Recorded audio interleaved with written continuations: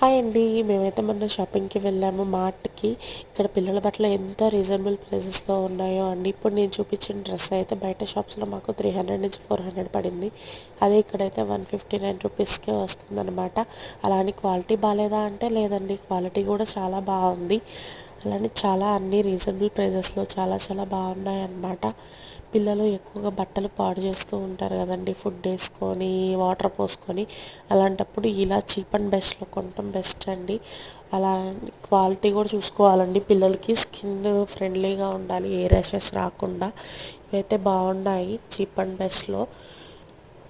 And ఫెస్టివల్స్కి మనం ఎక్కువ expensive పెట్టే కొంటూ ఉంటాం కదండి పిల్లల బట్టలు. వాళ్ళు కొంచెం వేసుకొని చికాకు చేస్తూ ఉంటారు, రోజు డైలీ వేర్ అలవాటు అయిపోయి.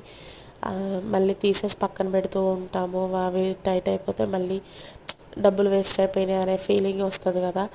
అందుకని ఇలాంటివి కొని వేస్తే వాళ్ళు రోజంతా వేసుకుంటారు, మనకి హ్యాపీగా అనిపిస్తుంది.